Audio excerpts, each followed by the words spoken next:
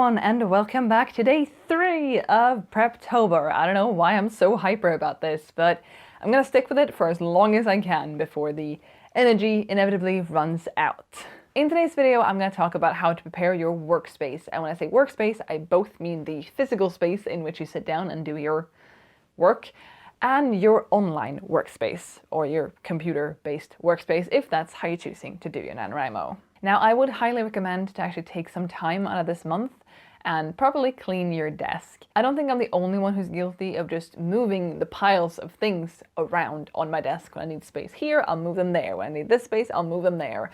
But things rarely actually make it off my desk, and I think it would be good to start the month of November with as clean of a space as you could possibly have, only keeping on it the things you might need for the month. Now, I know this is impossible to do completely, and depending on what kind of living situation you have, if you even have a desk or if you write at your coffee table, this all depends. But I think it can be beneficial to try to clear off that space as much as possible to, first of all, give you like the peace and quiet sort of a clean area around you, but also to try to keep yourself from distractions, because November and the intensity of writing in the manner that you probably will be writing during November, you are gonna find things that you could rather do than actually write. And if your desk is clean and organized, that's one less thing you can worry about that you're gonna want to procrastinate with. Because even if you don't like the idea of cleaning your desk right now, come week 2 and you're gonna think there's nothing better to do in the entire world. I would also recommend trying out different potential writing spaces. If you have a desk that you tend to write at, could the coffee table work instead? Do you want to write in a cafe or in the kitchen or somewhere else?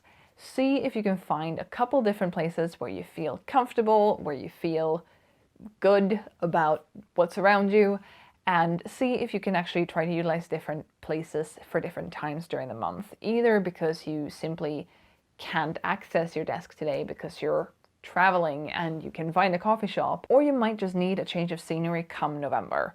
That happens, and it might be good to have a plan for it when and if it does. Now, I know I just said to try to clear off your desk and make it as empty as possible. Not my exact words, but close enough. But also try to figure out what you might actually need. You might really want a candle on your desk because the smell of it might put you in the zone to write, or you might want a Rubik's Cube to take breaks with, or something like that.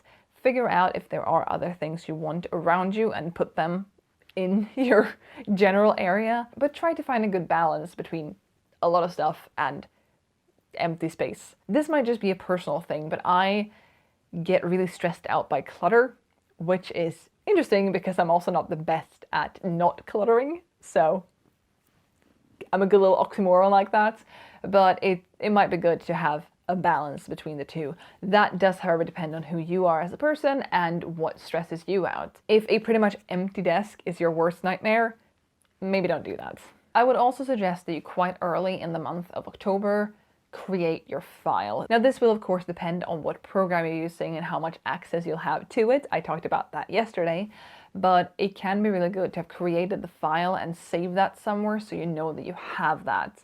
I don't know why that feels like such a comfort to me, but it does. If I open the program for the first time for that project at midnight or at whatever point I start writing in November, it stresses me out, and it is an unnecessary stress because if I just set up the document and saved it and then I could open a pre-existing file, somehow that calms me down, and maybe that says more about me than anything else, but I do recommend it, and if you haven't tried it, it might be worth a go. I would also recommend for you to try to have all your necessary files and papers and little figurines made of your characters, whatever you have, easily accessible, be that digitally on your computer or on your desk, in your notebook, whatever you choose to work on. This makes it a lot easier to find your character bios and figure out, oh, my character has blue eyes, not green, or whatever else it might be that you're looking for. I think having all those things in the same folder on your computer, and then maybe having that even on your home screen, or having it in a designated pile on your desk or something like that,